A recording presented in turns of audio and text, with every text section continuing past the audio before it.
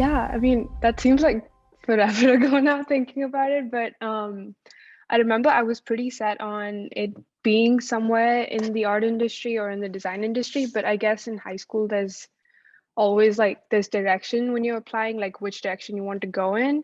And fine arts was my background in high school, like many of us generally have, but I guess I tried to like do more research and just figure out other things which are out there, and that's when I found graphic design, and it's just something that something clicked and it just stuck with me ever since.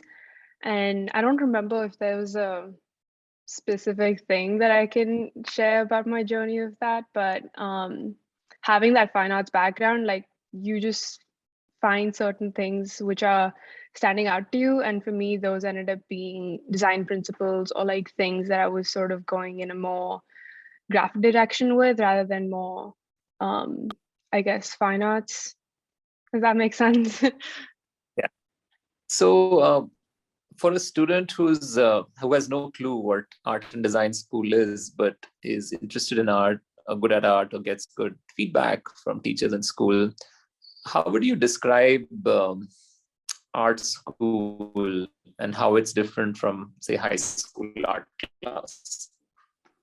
Yeah, I mean, so I personally, like I did IB, and I think in IB, the visual arts course was a very good basis for me before stepping into college because there was a lot of like critical thinking behind everything that we chose to do. There was a lot of process.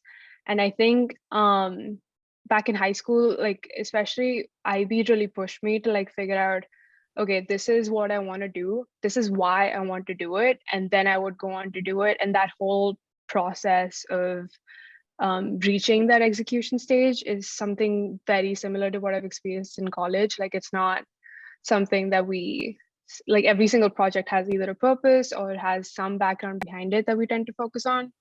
Um, so I think that's in that way, like it did prepare me, if that makes sense. But yeah. Great. Being in the US also requires students to do the gen ed requirements, fulfill all your writing, seminars, social sciences, other sort of courses. How was it for you? And did it really add to your art in some ways? Did you choose courses which sort of complemented your interests? Yeah, so every year, like for every semester, like we have certain requirements beyond just our major requirements. We have studio electives to fill, and on top of that, we have academic electives to fill, and those are divided in humanistic electives and art history. Um, and just the variety of classes which was available to us, like especially because I did over a year, I think, of my college online. It was like obviously studios weren't accessible, the same facilities weren't accessible, so I tried to take on a lot of academics during that time and get those sort of requirements, kind of get ahead of the game with them and just get them done. And then during that time I actually really fell in love with humanistics. So Micah also offers like a humanistic studies integrated major. So it's almost like a double major that you do.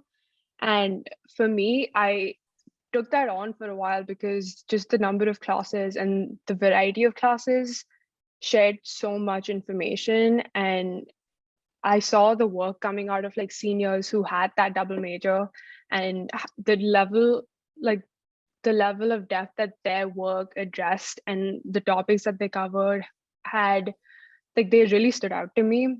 So I would for sure say that every single academic, like it obviously depends on what you choose, but if you frame it in a way, it can really complement your work. Fantastic. How is it like being in Baltimore, in a city which probably has museums, art studios, artists living in residence?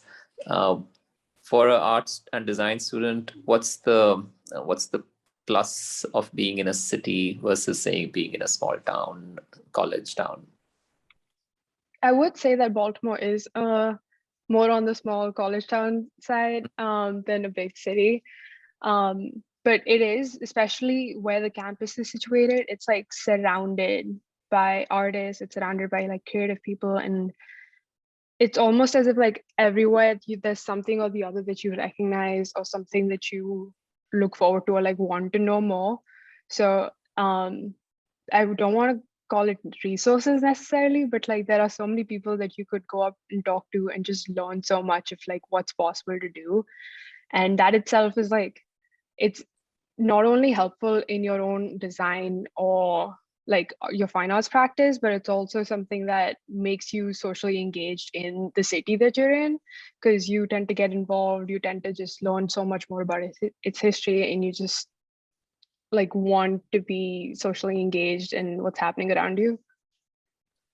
So what kind of opportunities do you get? Do you sort of volunteer or intern for, say, exhibitions, or do your own setup and get exhibitions going, or look at opportunities to intern in other cities? What have you done so far in the last 2-3 years, which sort of helps you become more professionally minded? Yeah, so in terms of exhibitions, so there are like the university itself creates opportunities for you to get your work out there. So there are many like solo shows people can apply to do. There are many student organizations which do like collaborative shows together, which I did one back in start of my second year or back in freshman year. Um, in terms of internships, I would say that it's more, especially in my field, I guess, it's very much based off of like research and what you find online, and also the contacts that your professors have. And like, so most of the faculty that I have for my, like in most of my classes are like professionals in the industry. They've been there, they've worked everywhere you can think of. And it's just, those are the people with the experience that you want to go to understand what internship opportunities would be there. So right now, like I'm in the process of sort of seeking those out right now. So um I have I had an internship last summer. It was technically remote. Like I was in the US, but the internship was back home, which I found out through social media actually, and I applied to.